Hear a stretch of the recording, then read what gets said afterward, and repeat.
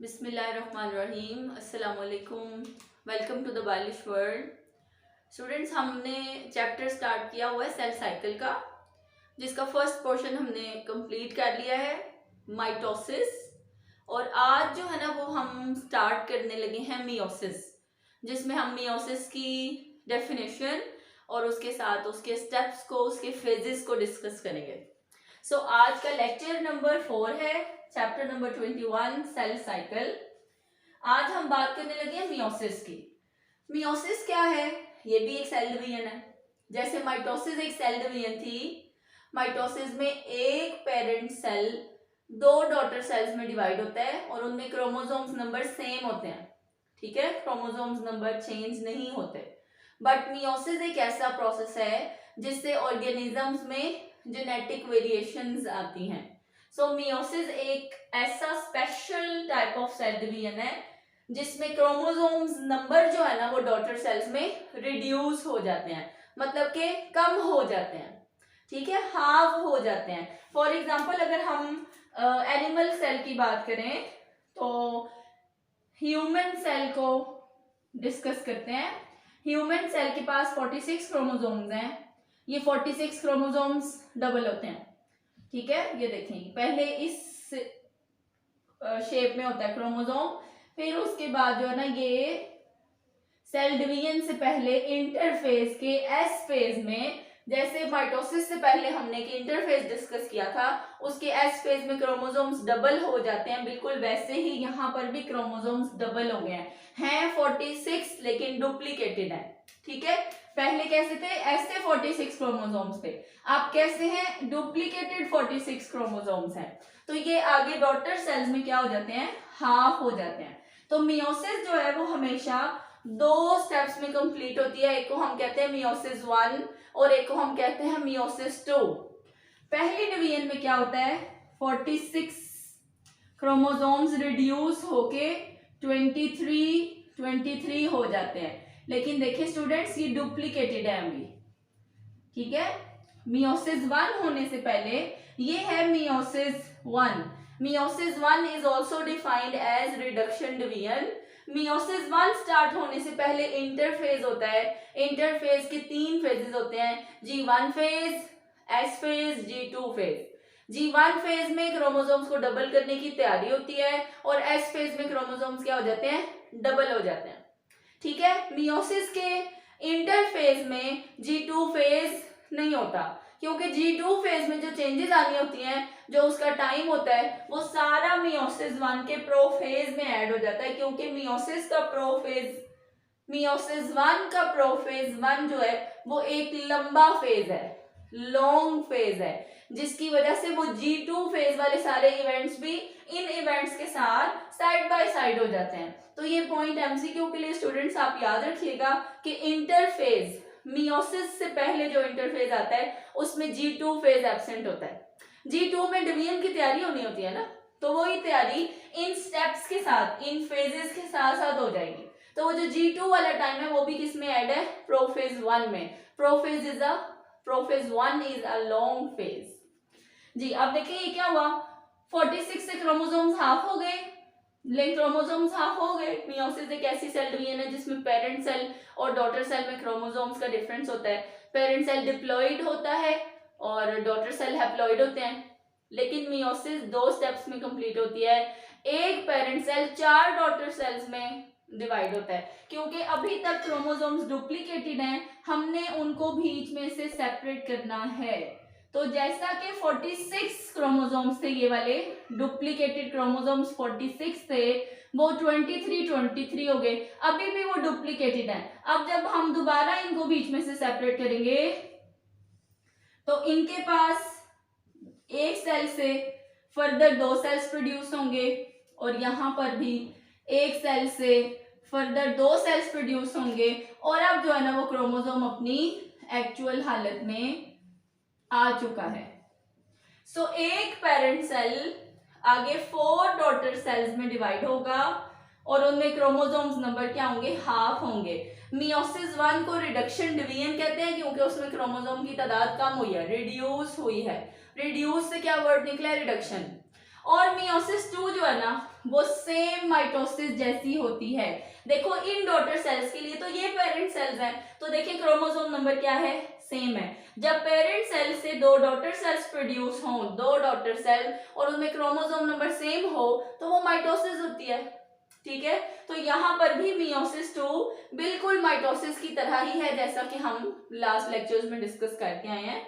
So students, बात करते हैं डेफिनेशन से, स्टार्ट करते हैं। ये एक जनरल कॉन्सेप्ट था मियोसिस का। Meiosis is the special type of cell division in which number of chromosomes in daughter cells is reduced to half, आधे रह जाते हैं, as compared to parent cell। देखिए 46 से कितने हो गए, 23।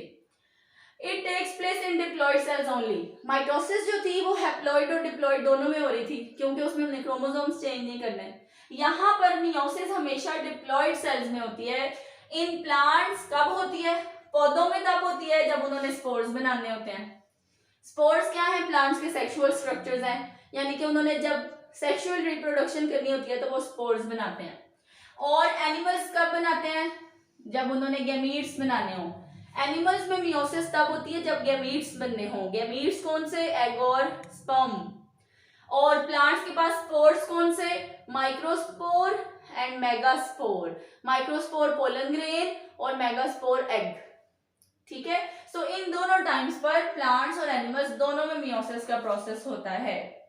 Each diploid cell produces 4 haploid cells. ये देखें, ये एक डिप्लॉइड सेल था और इससे ये 4 हैप्लॉइड सेल्स प्रोड्यूस हुए हैं। Meiosis involves 2 consecutive divisions. Meiosis में मुसलसल कंसेक्टिव डिवीजन्स होती हैं, meiosis 1 and meiosis 2। Meiosis 1 is also defined as reduction division, जो अभी हम डिस्कस करने लगे हैं। Then we will talk about meiosis 2। वो बिल्कुल माइटोसिस जैसी है, उसके ऊपर इंशाल्लाह ताला इतनी ज्यादा जो है ना वो मेहनत नहीं करनी पड़ेगी। सो मियोसिस 1 जो है ना, ये एक सेल डिवीजन है, और सेल को डिवाइड करने से पहले उसकी तैयारी भी करनी पड़ती है। तो उसकी तैयारी के लिए जो फेज होता है उसे हम कहते हैं इंटरफेज। इंटरफेज मियोसिस 1 से जो पहले इंटरफेज होता है उसमें G2 फेज एब्सेंट होता है, उसका सारा टाइम जो है वो प्रोफेज में ऐड हो जाता है। सो सबसे पहले मियोसिस 1 में क्या होती है, karyokinesis. Karyokinesis means division of nucleus. और कैरियोकाइनेसिस के आगे से 4 फेजेस होते हैं, जैसे माइटोसिस के थे, प्रोफेज, मेटाफेज, एनाफेज, टीलोफेज। ठीक है, बस ये क्योंकि मियोसिस 1 है इसलिए हमने इनके साथ 1 लगा दिया है। Prophase 1, metaphase 1, anaphase 1, telophase 1। सो ये देखें स्टूडेंट्स, प्रोफेज 1 क्या है, एक लॉन्ग फेज है। क्या है ये, एक लंबा फेज चलता है। इसमें जो है ना वो चेंजेस आती हैं। जैसा कि आप लोगों को पता है कि ऑर्गेनिजम्स जो है ना, जब वो मियोसिस से प्रोड्यूस होते हैं तो वो सेम अपने पेरेंट्स जैसे नहीं होते। उनके अंदर जेनेटिक वेरिएशंस आ जाती हैं, उनमें जेनेटिक रिकॉम्बिनेशंस आ जाती हैं, और वो रिकॉम्बिनेशंस अल्लाह ताला के निज़ाम के मुताबिक अच्छी होती हैं। ठीक है, कभी बुरी भी आ जाती हैं, लेकिन कोई बात नहीं, वो इतनी ज़्यादा परसेंटेज में नहीं है। पर नॉर्मली जो होती हैं ना, वो अच्छी से अच्छी कैरेक्टरिस्टिक्स नेक्स्ट जनरेशन में जो है वो चली जाती हैं। तो देखिए स्टूडेंट, सबसे पहले प्रोफेज के आगे भी मैंने कुछ स्टेप्स लिखे हैं, जिसमें सबसे पहला स्टेप है लेप्टोटीन। लेप्टोटीन, ये इन सारे फेजेस को समझने के लिए स्टूडेंट्स, ये है एक एनिमल सेल। माइटोसिस में क्रोमोसोम्स ने आपस में पेयरिंग नहीं की थी, क्रोमोसोम्स फ्री थे एक दूसरे से, वो जस्ट अलाइन हुए मेटाफेज प्लेट में, उनको बीच में से सेपरेट किया, 46 से एक को दे दिए, 46 से एक को दे दिए। लेकिन यहाँ पर हमने क्रोमोसोम्स करने हैं रिड्यूस, हाफ। तो क्रोमोसोम्स क्या करते हैं, प्रोफेज 1 में एक दूसरे के साथ पेयरिंग करते हैं। ऐसे क्रोमोसोम्स जो एक दूसरे के साथ पेयरिंग करते हैं, उन क्रोमोसोम्स को हम होमोलोगस क्रोमोसोम्स कहते हैं। होमो मीन सेम, एक जैसी जीन्स होती हैं। जैसा कि हमारे पास देखिए ना पेयर है क्रोमोसोम का, इस तरह एक जीन हमें मदर ने दी है और एक जीन फादर ने दी होती है। जैसे कि देखें ब्लड ग्रुप सपोज करें, मदर से ए ब्लड ग्रुप आया और फादर से बी ब्लड ग्रुप आया, दोनों जीन्स हैं तो ब्लड ग्रुप की ना। तो एक ही जीन की 2 शक्लें होती हैं जिन्हें हम एलील्स कहते हैं, और वो इस तरह होमोलोगस क्रोमोसोम्स पे पाई जाती हैं। ये वो क्रोमोसोम्स हैं जो जीन्स इसके पास हैं वही जीन्स इसके पास हैं। उनकी शक्लें मुख्तलिफ हो सकती हैं, नहीं भी हो सकती। ठीक है, homozygous, heterozygous. Homo means same शक्लें, हेट्रो मीन्स डिफरेंट। तो ये होमोलोगस क्रोमोसोम्स क्या है, ये सेम क्रोमोसोम्स हैं, आइडेंटिकल नहीं है। आइडेंटिकल तो तब होते हैं ना जब इसके पास भी ए ब्लड ग्रुप होता है, इसके पास भी लंबी हाइट होती है, इसके पास भी, लेकिन ऐसा नहीं होता। मदर से और कैरेक्टरिस्टिक्स आती हैं, फादर से और आती हैं, या कभी कभी सेम भी आ जाती हैं। वो कोई कोई जीन ऐसी होती है जो होमोजाइगस भी होती है। तो स्टूडेंट्स, होमोलोगस क्रोमोसोम्स आपस में क्या करते हैं, पेयरिंग करते हैं, और उसके बाद वो अपना जेनेटिक मटेरियल एक्सचेंज कर लेते हैं, जिसे हम क्रॉसिंग ओवर कहते हैं। तो ये लैप्टोटीन एक ऐसा प्रोसेस है जिसमें क्रोमोसोम्स कंडेंस होकर इस शक्ल में आ जाते हैं, ये देखें। इससे पहले जो है ना ये थ्रेड लाइक होते हैं इस तरह। तो वो क्रोमेटिन मटेरियल से क्या बन जाते हैं, कंडेंस्ड क्रोमोसोम बन जाते हैं, इनकी कंडेंसेशन शुरू हो जाती है।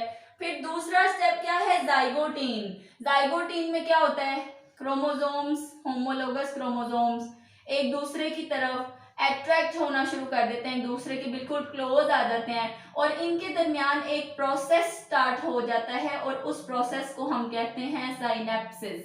स्टार्ट हो जाता है किसमें, जाइगोटीन में।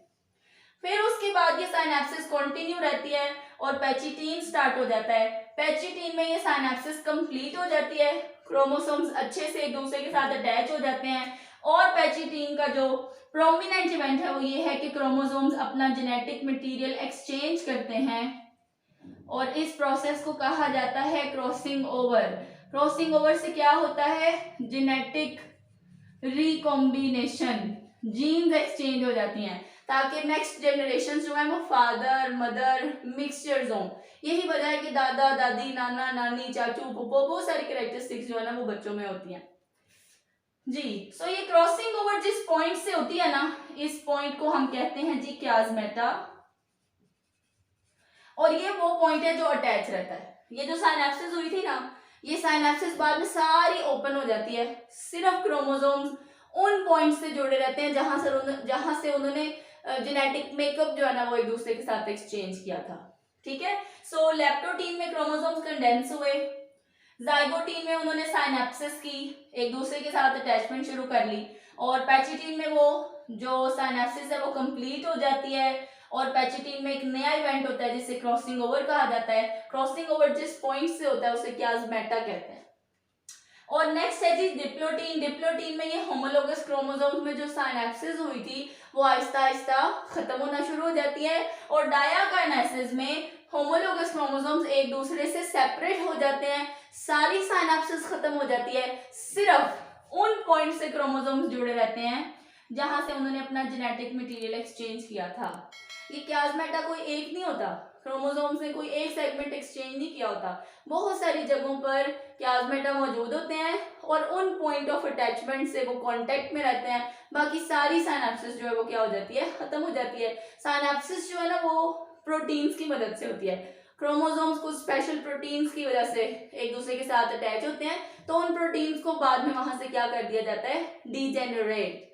सो ये किस में शामिल है, प्रोफेज 1। देखिए स्टूडेंट्स, लॉन्ग फेज तो होना था, क्यों, क्योंकि इतने सारे तो इवेंट्स हैं, मेन काम ही क्रॉसिंग ओवर में और मियोसिस में ये है कि हमने जेनेटिक वेरिएशंस, जेनेटिक रिकॉम्बिनेशंस, बेस्ट से बेस्टेस्ट कैरेक्टरिस्टिक्स जो है ना वो ट्रांसफर करनी है नेक्स्ट जनरेशन में। सो ये 5 स्टेप्स हैं, लैप्टोटीन, जाइगोटीन, पैचिटीन, डिप्लोटीन, डायाकिनेसिस। बहुत अच्छे से तवज्जो से आपने देखना है साइनेप्सिस स्टार्ट कब हुई, कंप्लीट कब हुई, क्रोमोसोम्स कंडेंस होना कब शुरू हुए, उनकी कंडेंसेशन कब प्रॉपरली कंप्लीट हुई, और क्रोमोसोम्स एक दूसरे को रिपेल कब करना शुरू हुए, साइनेप्सिस खत्म होना शुरू हुई, और उन्होंने एक दूसरे को बिल्कुल अलग कब कर लिया सिवाय क्याजमेटा के, वो कब हुआ। तो ये सारे इवेंट्स हैं, एमसीक्यूज जो है ना वो बहुत ही कंफ्यूजिंग बन सकते हैं इनमें से। सो केयरफुली आप इन स्टेप्स को अपनी बुक से रीड भी कीजिएगा और मार्क भी कर लीजिएगा हर इवेंट को उस पर। सो अब क्या हुआ है, क्रोमोसोम्स ने एक दूसरे के साथ पेयरिंग कर लिया। ठीक है, अब जब क्रोमोसोम्स एक दूसरे के साथ पेयरिंग कर लेंगे, ये एक एनिमल सेल है और ये हमारे पास होमोलोगस क्रोमोसोम्स का पेयर है, एक को हम ब्लू से और एक को हम ब्लैक से शो कर लेते हैं। ठीक है, इन्होंने क्या किया, अपना जेनेटिक मटेरियल एक्सचेंज किया, तो हम इसका एक हिस्सा थोड़ा सा ब्लैक कर देते हैं और इसका एक हिस्सा थोड़ा सा ब्लू कर देते हैं। इसी तरह हमारे पास ये एक और पेयर है, इसी तरह ये हमारे पास एक और होमोलोगस क्रोमोसोम्स का पेयर है, और ये है जी न्यूक्लियर मेम्ब्रेन, और उसके बाद ये आ गए हैं सेंट्रियोल्स, प्रोफेज। माइटोसिस का अगर हम प्रोफेज रिकॉल करें तो उसमें हमने ये स्टडी किया था कि सेंट्रियोल्स जो होते हैं ना वो 2 से 4 हो जाते हैं और ऑपोजिट पोल्स पे मूव कर जाते हैं, ठीक है। ले ये हैं क्रोमोसोम्स, इन्होंने भी क्या की हुई है, क्रॉसिंग ओवर, इस तरह से इन्होंने भी अपना जेनेटिक मटेरियल एक्सचेंज किया हुआ है जी। तो अब सेंट्रियोल्स ऑपोजिट पोल्स पे चले गए, इनमें से स्पिंडल फाइबर्स बनना शुरू हो जाएंगी। स्पिंडल फाइबर्स भी हमने स्टडी की, 3 तरह की होती हैं, एक एस्ट्रल माइक्रोट्यूब्यूल्स, एक काइनेटोकोर माइक्रोट्यूब्यूल्स, एक नॉन काइनेटोकोर माइक्रोट्यूब्यूल्स। तो सेंट्रियोल्स ऑपोजिट पोल्स पे जैसे जैसे स्टूडेंट्स ये वाले इवेंट्स हो रहे होंगे ना, होमोलोगस क्रोमोसोम्स की पेयरिंग हो रही होगी, वो अपना जेनेटिक मटेरियल भी एक्सचेंज कर रहे होंगे, उसके साइड बाय साइड ये वाली भी चेंजेस हो रही होंगी। सेंट्रियोल्स ऑपोजिट पोल पे चले जाएंगे, उनमें से माइक्रोट्यूब्यूल्स के 3 सेट्स बनेंगे, astral microtubules, kinetochore microtubules, non kinetochore microtubules, यानी कि इसे कुल मिला के हम जो है ना वो स्पिंडल और एस्टर कहते हैं। सो ये सारा कुछ बनने के बाद न्यूक्लियर मेम्ब्रेन जो है ना वो अब डिसअपीयर होना शुरू हो जाएगी।